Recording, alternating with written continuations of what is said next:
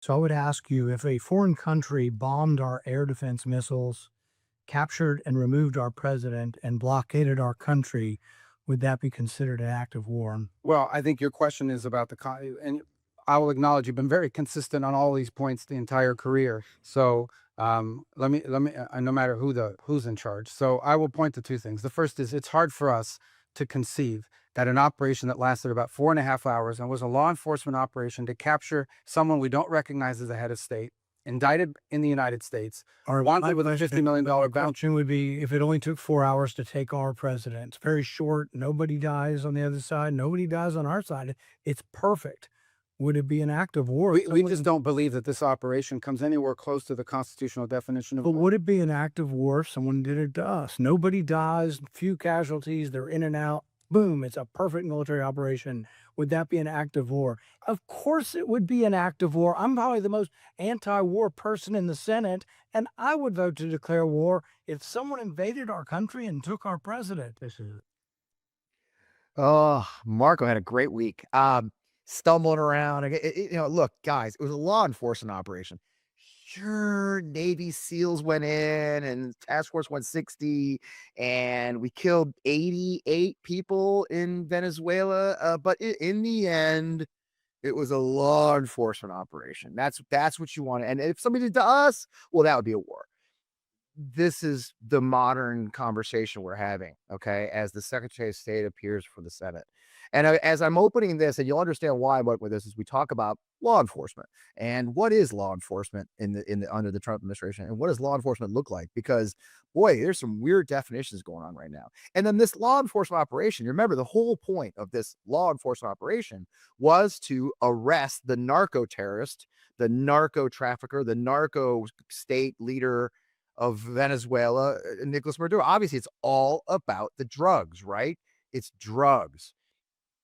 Is it though? I mean, is it, Joe? I mean, maybe it's something else. What do you think? Satchel, what do you think? Show that video. Simple yes or no question. Were you with President Trump during any of those conversations he had with people with oil interests in Venezuela about the possibility of deposing Maduro? That's not a simple yes or no question. Did the president, as he said publicly, inform them about the U.S. operations? I think all of those executives learned about this operation the same time everybody else did. Well, President Trump has said the opposite in public. No. What he has. I mean, he said it. I think it was aboard Air Force One on an airplane. They've spoken with the oil companies that soy to Venezuela. Fall off the boat. Speech and before the operation took place. And yes, she maybe tip and all belly before and after. So don't believe your eyes. Trump never said that. Trump never said he taught the oil companies. It's just not. It's drugs, right? It's drugs. It's obviously about drugs. Like just today, here's Trump talking about the drugs. we're getting along very, very well. And we're inviting countries of the world very shortly. They're going to be starting to take the oil. We're going to be heading that with the country. And it's worked out really well. We're now sending actually a larger number of ships to Iran. Drugs. It's oil? No, drugs. It's always about the drugs. Now, it's easy to laugh about this, right? I mean, it's just so patently ridiculous. We also know that one of Trump's biggest donors gave him money and then now got $6 million worth of oil from Venezuela immediately. We know that when Chevron was sold, that was just a few weeks before, we decided to take the oil, okay? Oil. But here's the problem I have, because you guys know my background. You see it over my shoulder every time I'm on the show. That's a UH-60 Blackhawk. Why? I flew those in combat. Okay, I did 22 years in the Army. It's easy to laugh about these kind of things. It was never about drugs. But here's the problem I have. This is still happening. This is a week ago, Satchel.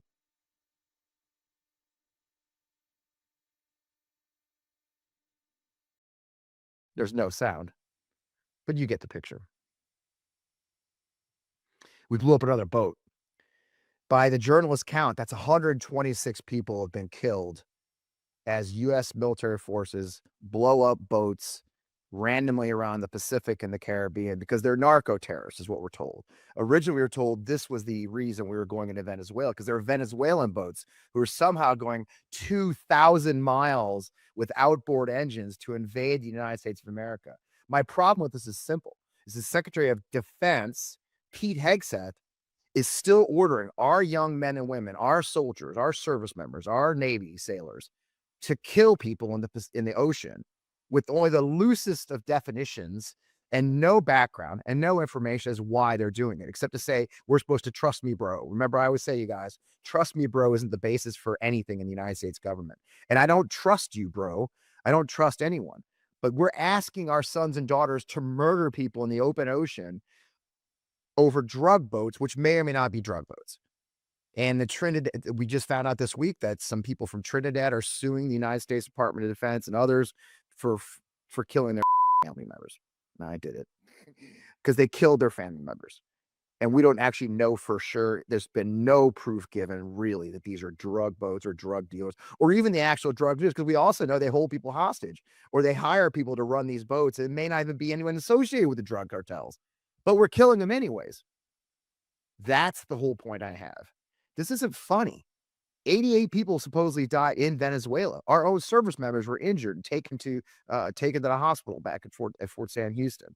Now we got sailors and others out there blowing up people, and we know nothing about it. Meanwhile, all Trump talks about is selling oil, because that's the real thing.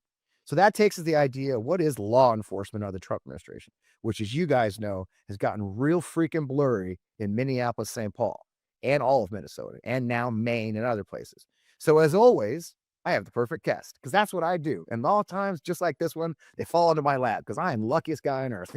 So we have got a great conversation to have with a guy who really knows what he's talking about and has stepped forward to take a higher step in government. And so we're thrilled to have a great show ahead of you. I am Fred Wellman. This is On Democracy, FP Wellman, every Friday night, the Midas Touch Network. I hope a lot of you are here. I love seeing you guys every Friday night. Let's get on the show. Satchel, hit it.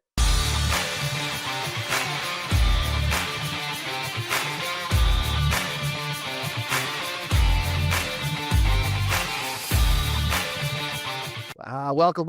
I am still Fred Wellman, as I was 15, 20 seconds ago. It is so great to be here on a Friday night with you guys. I appreciate your time. I appreciate listening to me open talk about these things. You can understand my frustration as we see leadership of our country going forward, going publicly and saying that they're conducting law enforcement operations. And what we've seen is some really heinous stuff. I'm not going to show videos of it because you guys have seen me already. I've talked about it for a couple weeks now, how angry I am, how frustrated I am with the law enforcement operations, the alleged law enforcement operations being occurred in. So I've got the perfect guest, as I mentioned, and this is where we're lucky. So Chris Swanson is the sheriff of Genesee County, Michigan, and even more, he's a candidate for governor of Michigan right now. He's getting a lot of attention as these events unfold in Minnesota. His candor and his perspective as a professional law enforcement officer with 30 years of public service. So let's bring Chris on the show. Let's talk.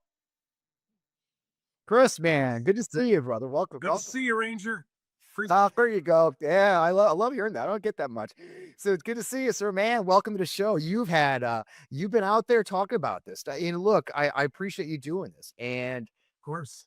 I guess we'll just start with this. I mean, you've been in law enforcement and you've been an EMT. I mean, you've been a public service first responder in every way possible, right there in your hometown, right there in Genesee County for all these years. Let's just start. I mean, are you shocked what you're seeing unfold in Minnesota and across? I mean, does it shock you as a professional law enforcement officer? Yeah, I mean, Genesee County is the home of Flint, Michigan. Anywhere in the country, you mentioned Flint, we've had our struggles. We've had a breakdown in public trust through water crisis and General Motors that fled, and we have poverty and brokenness. I've been doing this 33 years, and every day we try to build public trust and faith in law enforcement. And it's the only profession, Fred, that one act of another officer anywhere in the country, within 3 minutes, it's across the country, and now we're all painted with that brush. It doesn't matter if it's federal, state, county, and that's what we see right now. It's a blurred line.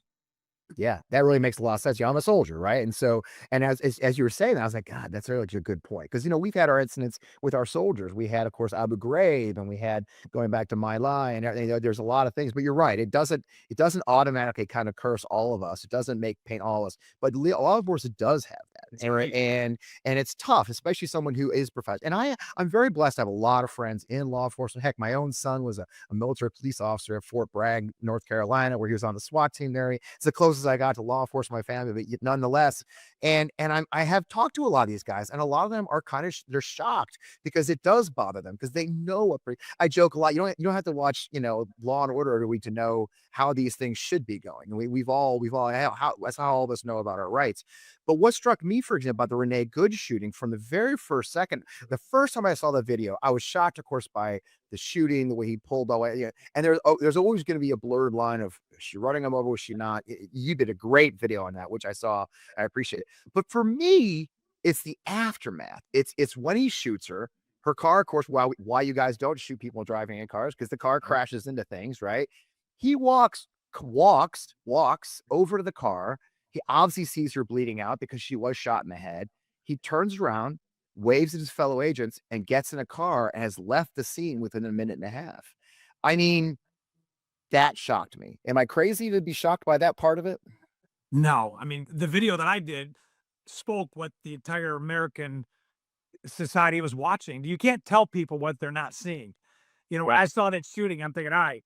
And trust me, that video and that shooting, it divided law enforcement because it became a partisan issue, not a real, true assessment of the shooting. And I talked to people who did not agree with me that wear a badge. And I said, okay, you're the sergeant going to a shooting. And your officer, your deputy says, hey, I just got into a shooting and we killed somebody. All right, come with the details. And they said, is a 37-year-old unarmed female. She was surrounded by people blowing whistles. She was engaged to one officer this way. I was in front of the car. She turned the wheel to the right. And in less than 2 miles an hour, we shot her 3 times, twice through the side window. When you put it in that perspective, I mean, that alone is troubling. And then what you said is key. We are trained. I've been a medic since I was 20. Even after a shooting, you render aid. That's the humane thing to do. That's leadership. And none of that happened. In fact, what I heard was somebody got on the phone and says, call 911. That's not who we are. No, and that's what shocks me. I mean, it is not who you are. It's not who any professional law enforcement is. And the same thing with the Alex Preddy shooting, of course, right? And things got out of hand quickly. They're going to argue now. I got the video of him breaking the tail light. Obviously, vandalism's a capital crime now, but it's gotten such a blurred line and the mass spin. I mean, that was the next piece of it. Within seconds of the shooting, we had leadership of that agency, of the THS, even the president himself and Stephen Miller on TV saying he was a domestic terrorist assassin. That was my favorite one, that they called him and I've been saying a lot, maybe I'm crazy. You're a sheriff. It's like I said, I'm a professional communications guy. I was a comms guy for the Army, for God's sake, in combat. And what I would have said to the media was, obviously, there's a confusing situation on the ground. We're horrified at the loss of any life in America, and we're going to conduct our condolences to the family, and we will conduct a full investigation. That's right. And they immediately went to he's the bad guy. They already cleared themselves, right? I mean, it's every aspect of this that bothers me. Yeah, and you bring up a great point about what happened a week before, or in the first case, what happened 6 months ago. Law enforcement has to separate and be objective with what's presented right there. That's the force continuum. It didn't matter what happened an hour ago. It didn't matter what happened 15 seconds ago. The force continuum goes up as the aggression goes up, and it goes down as aggression goes down. And we control that. If we shot and killed everybody who put us in a dangerous situation in an entire career, we'd have hundreds of people dead. So you can't say that person was in danger. If that person was in danger, and we can all see this, the wheels turn to the right, it completely just denies that philosophy. And then 2 shots through the side window, you're not even the path of the car. Going back to the next one, when you see the immediate response, what you just said is the appropriate response. There's been a tragedy. We are getting the details. We will come out with what's right. We will come out with what you can trust. But right now we're managing the scene. We'll do another update in an hour. But when you completely draw the line and say, this is what's happening, we've done our investigation in the last 5 minutes, you destroy public trust. That doesn't help keep communities safe. And it certainly doesn't keep people trusting in law enforcement, because the badge means the badge of law enforcement, not just, oh, that's the state or that's the feds. No, it actually has a trickle-down effect to everybody who wears the badge. And that's the messaging. And now we have a division among that. Yeah. Yeah. And it's horrible. I think for me too, and I was dying to talk to you about this, is, there's been a lot of talk about the 47 days of training for ICE. And by the way, I keep pointing out to folks, ICE was the Renee Good shooting, but it was CBP that killed Alex Preddy. I mean, a lot of people want to say ICE, ICE, ICE, but it's a whole DHS, and it goes to that. Where allegedly the woman, the gentleman who shot, or the man, I'm not gonna say gentleman, that's a completely inappropriate term. The agent that shot Renee Good had 10 years of law enforcement experience, plus the Army. We're hearing the guy that shot our, Alex Preddy had 6 years of experience in the agency. Again, these aren't rookies, right? And for me as a soldier, that tells me there's a cultural problem in the organization, right? That the senior agents, the guys who are training those rookies, are acting with impunity. They're acting this way. It feels like we've got a huge cultural problem in these federal agencies that has to be addressed and is being ignored, isn't it? Well, I think it's also important to go a little bit deeper in that. What did these individuals do for the last 10 years? What have they do in the last 6 years? Have they been battle tested? Have they been in very high stress situations? I was looking at some of the footage from Saturday and I saw an agent that said Federal Bureau of Prisons. This individual is going to guard prisoners. How long has it gone from there to going into a high combat tactical situation? And you know this from being a ranger, you count on the person next to you, the person in front of you, and the person behind you to make a solid decision, because one decision has a trickle down, as I said before, has a pathway that other people are going to respond to. When you look at people that are in those situations, there's such intensity that you need to count on that everybody's been trained and has experience to do what they need to do to keep everybody safe, including the cops. Like, we are in the business of making order out of chaos. So when I see those protests, I'm like, that's what we do. When I see death and we have to respond, that's what we do. When I see tragedy and brokenness, that's what we do. This is a profession that we have to do the right thing all the time. And when you pull that trigger, what comes out of the pipe better be right.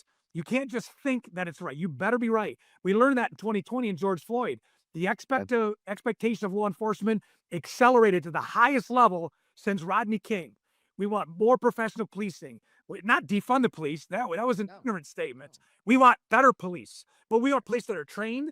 And you know what they want us to train in more? De-escalation, mental health, how to communicate with the community that you serve. These are things that build public trust. But what we're seeing here now, Fred, is a destruction of that. And I said this in my video. I said this as an op-ed. How for 33 years, I personally worked with FBI, DEA, ATF, Secret Service, going after the worst of the worst.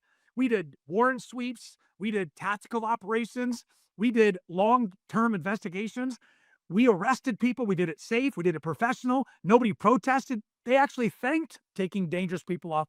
How can we do that? But yet this type of policing has got the entire country spun up because it's not the right way. It's not sustainable. That's it. You can't blame the protesters or the people who are mad as they want to, like that we're causing this. We're not causing this. People are angry and they're scared. They're reasonably scared. I mean, when ICE agents go to a Mexican restaurant, eat lunch, and then come back half an hour and arrest all the staff, at some point you've got to say, what are we doing here? Where are the cool, or little Liam? I did a whole opening last week on young Liam Ramos, who's now he reports that he's not eating. He's in a detention center away from his mother. His mother's pregnant. She's in the hospital because she's so stressed out. What does that gain us as a nation? And we could argue all day about what's a misdemeanor or not. Now, another aspect of this thing, and it does transition us to what you're doing today too. In addition to being an elected sheriff, you are running for governor. But Democrats, how do you think Democrats should approach this? I mean, it's clear that these are not actions by professional. I say that very clearly, and I say it a lot, professional law enforcement, like my good friends here in St. Louis County Police, who I'm very blessed to know. These are professional law enforcement, but at the same time, it's easy to kind of fall into the trap as a politician of being painted as anti-police, right? Right? Because so by our political opponents, where do you think, as a person who's kind of straddling both lines right now, where's the path for like a Democrat? How do we point out this is inappropriate without coming across as being anti-police in general? Well, first of all, no party owns law enforcement. But Democrats didn't do a good job by explaining that. They actually gave it up. And when I saw what happened in 2020, I'm like, Chauvin is not who I am. It's not who I serve with. In Flint, when we walked on May 30th, 2020, I couldn't bring George Floyd back from the dead. I couldn't heal race relations that have been broken down since the 60s. But what I could do as the sheriff is say, hey, I'm going to listen to you. They said, walk with us. I said, we're going to walk. That was not a political decision. That was a leadership decision.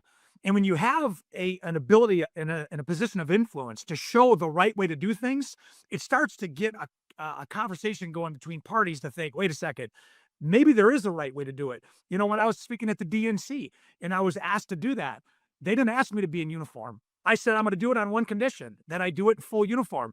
I'm proud to be a police officer. My dad and my grandfather were both Detroit cops. My dad was in the 67 riots. So when you look at law enforcement, we want professional law enforcement, but here's the trick.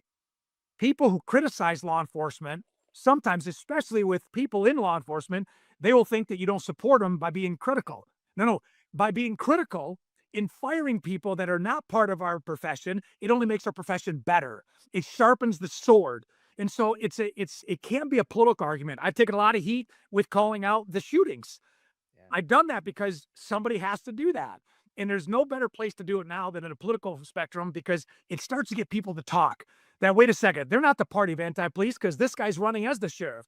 And they're not the party of backing everything because even they know that that's wrong. There's a better way to do it. So I think the time is right. The office of governors, we talked offline, is exactly the same thing as I do as a sheriff of a big county, the 5th largest in the state of Michigan. Yeah. Enforce laws, maintain order. That's what the governor does. And I take a line out of Abraham Lincoln, a fist of iron and a hand of velvet. People respect that, and they're looking for leadership. Yeah. Yeah. And let's turn to that. I mean, it is a time for that. It is a time for us to understand. I saw your speech at the DNC. I was up in the rafters with the creators there. Yeah. Up there with thin oxygen. It was a great speech. And now you're running for governor. I mean, what drove you to run for governor, right? In this moment? What Yeah. got you out of the sheriff's? Like you said, you've been law enforcement for 33 years, or first responder. Why step up for governor? Well, on top of that, I mean, I think it's fair for your listeners and your viewers to know that I'm just not one dimensional. Even though I work in a big county, and I'm the only sheriff that's gone from deputy to sheriff since 1836. Everybody came from the outside. So I understand culture. And because I'm from Flint, and I'm the emergency manager, we dealt with the water crisis. We dealt with COVID. I'm feeding people in the streets through the back of patrol cars. But we've also done some crazy things that have changed the way we've done business. Through Ignite, inmate growth naturally intentionally through education, we've broken the breakdown of inmates that are re-offending decades after decades. Ignite is the educational model that has completely transformed law enforcement. It's been modeled in 15 states. Harvard, your alma mater, did a study on it with Brown in Michigan. They studied for 18 months that when you educate people in jail and you give them a pathway, they don't reoffend, they don't readdict, they don't have the generational incarceration. It's modeled in 15 states, 40 sheriff's offices. Human trafficking, GHOST, which is our Global Human Oppression Strike Team. We've arrested 250 predators since 2018. We attack the dragon, but at the same time, we've got a heart. Now, what I said offline to you is preparation and opportunity. When those things intersect, that's success. I've been on faculty at the University of Michigan teaching for 28 years in public health. My wife and I have been business owners since she met me and since I bought my first pony when I was 9. When you talk about people that are prepared for political office, I want somebody who's been battle tested. I want somebody who doesn't do this, but you can look and say, wait, they've got results. They've got the stripes. They know what they can do. I make order out of chaos. I have no interest in any other political position other than the governor of the state of Michigan. It's an executive role that makes sense for me to use the gifts I've been given to influence 10 million people in a way that will set historic momentum. That's why. Yeah. And it is a tough time. I mean, I'm so glad you brought up all these other things. It's funny. People either say I'm a veteran or a podcaster. I'm like, well, I've done some other stuff. Some other stuff. Yeah, I got a couple other things. But having said that, there real are issues beyond our law. This moment is calling for leadership. And we are, as a statistic that I'm obsessed with, and I'm sure my followers are sick of hearing, is that 67% of Americans are living paycheck to paycheck right now. That means that crosses every of our traditional middle class, upper class, lower class crap. That means people in nice neighborhoods like ours are struggling. They're one paycheck away. They're one cancer diagnosis. They're one divorce away from losing it all. And you're right. In a gig economy where you can't get healthcare, I mean, people really are struggling right now, and they need help. And they need help at the state. They need help at the federal level. I mean, that's one of your priorities, isn't this idea that we have to work more than 40 hours a week to make ends meet, that we have to sell our souls almost to make ends meet now, don't we? And that's everybody's individual stories. When you go home at night, you take off the clown mask and your family's there, and then reality hits. You go get the mail, you're like, dang. And then all of a sudden, you text at 9 o'clock at night. Somebody wants to give you a heads up. Or your kid comes home and says, hey, I need this bill paid. That's when you lose sleep at night. And that's when you go to bed at 10, you wake up at 2:35 and you wonder, is anybody else feeling this? That's reality. And so to your point, people want to believe in a leader that can help them. So as a governor, this is the thing. I can't control the price of soybeans, but I can try to figure out a way to save you 200, 300, $400 a month. And if we did it over 12 months, that's $5,000, $6,000 a year, perhaps. How do we do that? Reduce costs that the states are pulling from you. Maybe limit the amount of state income tax that people are paying under $30,000 a year if you're making as a single mom, a student, a widow, a retiree.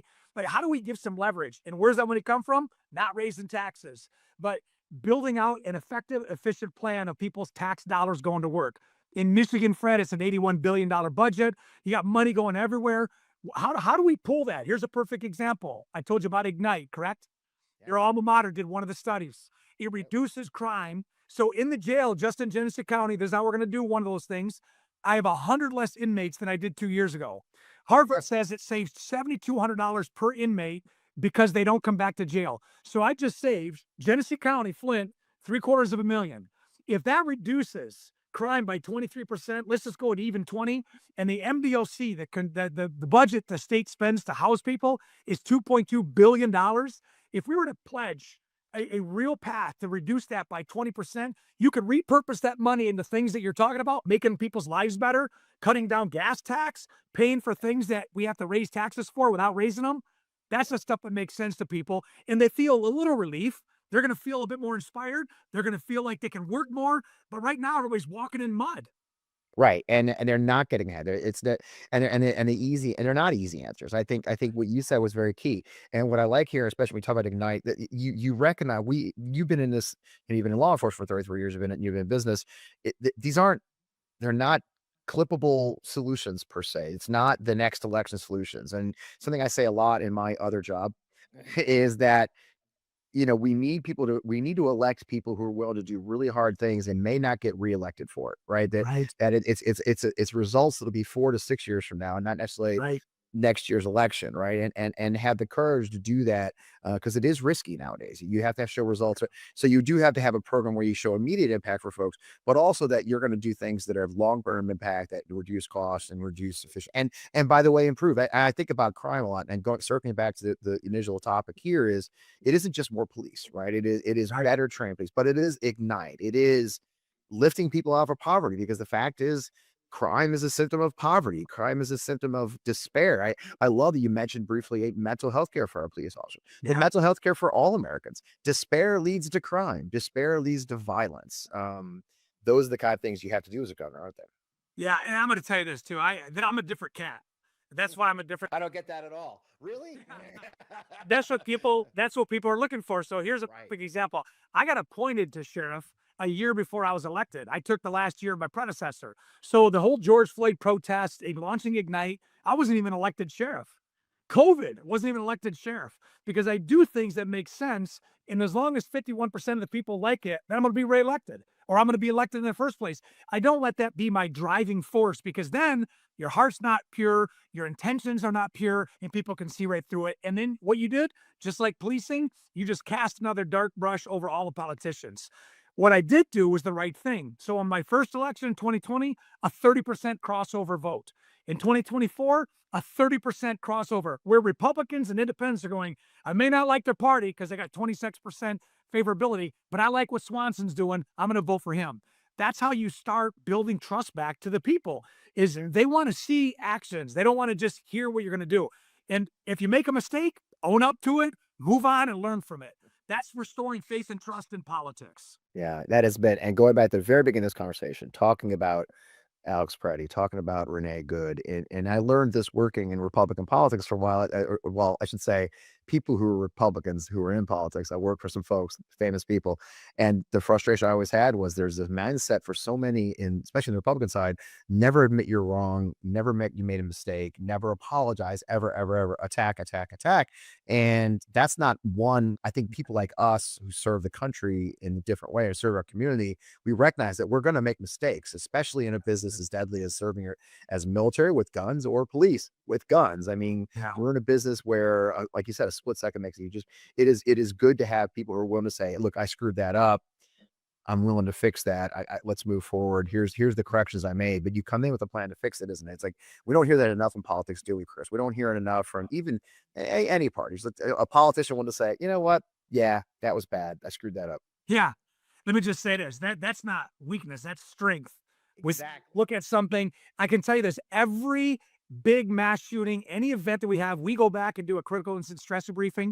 We do it after action. We just had this with the LDS church shooting. On this September 28th, we had right in my backyard. I grew up right down the road. The shooter I'd known since he was a baby, killed 4 people, shot 9 others. I was right there with all the others, with the FBI, state police. After all that, we had an after action plan. Do you know what? We found a lot of things we could have done different. And you know why we do that? To make it better for the next time. So when it comes into politics, I don't agree with that strategy. Deny, deny, deny, attack, attack, attack. That may work in a UFC ring, but it's not going to work trying to gain in people's hearts.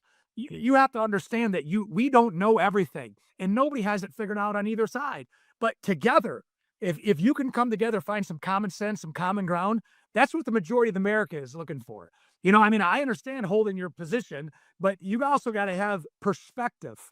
Perspective is saying, hey, Fred, tell me about how you see this. Not talking and listening.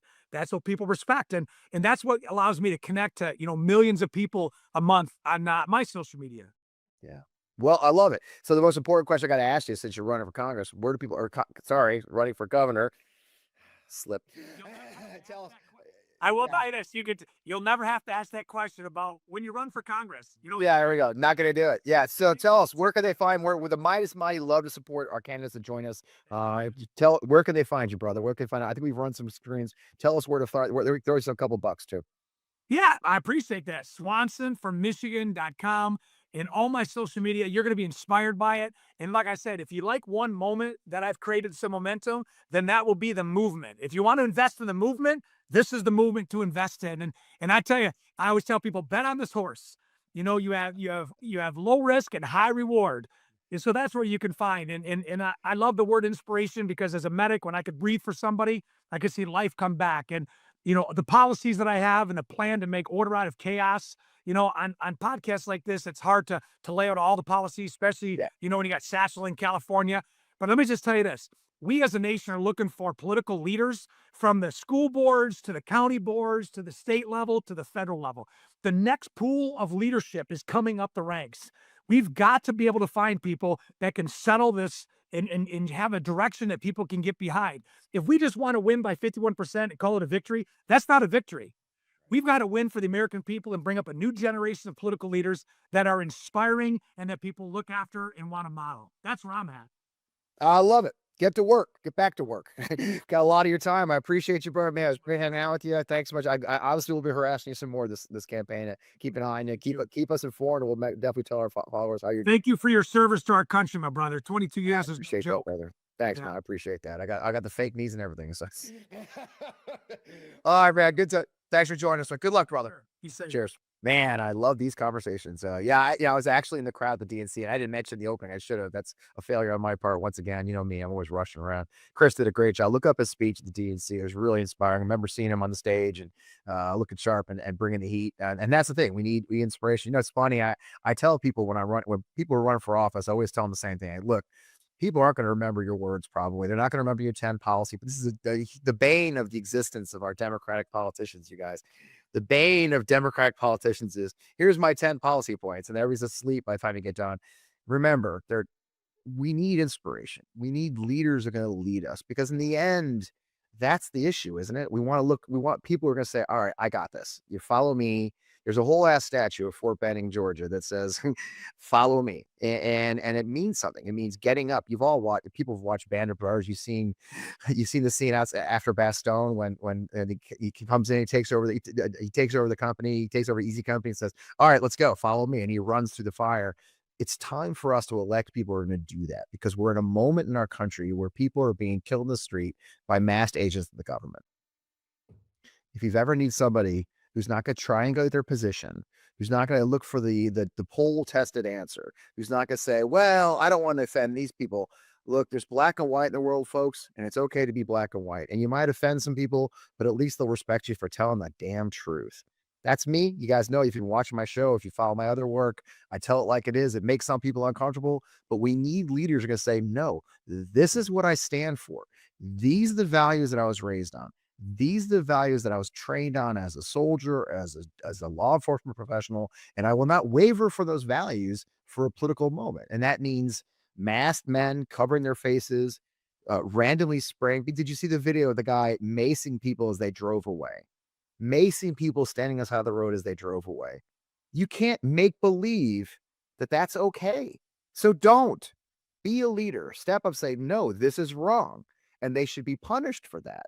The military has the UCMJ. Police law enforcement has their regulations.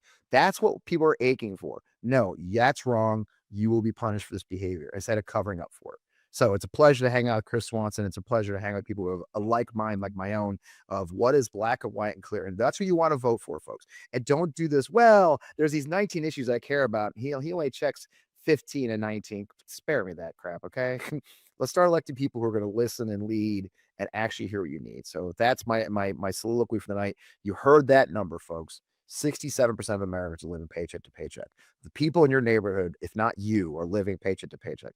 Let's focus on that. Let's get that done. Let's get people elected who would care about us and not the billionaires. Because I don't know if you saw the headline, Bezos and Musk have increased their net worth by $250 billion this year, while Americans are living paycheck to paycheck. So let's let people like Chris Swanson and others to these races. With that, it's Friday night. I'm not going to take more of your time. Thanks for joining us. As you know, we're here every Friday night on Democracy FP Wellman at 7 p.m. Eastern, right here in the MyStart Network. Find out where all of our stuff is and all the projects I'm doing at fpwellman.substack.com. I'd love you to subscribe. It's completely free. You can't beat the price. It's completely free. That's a deal.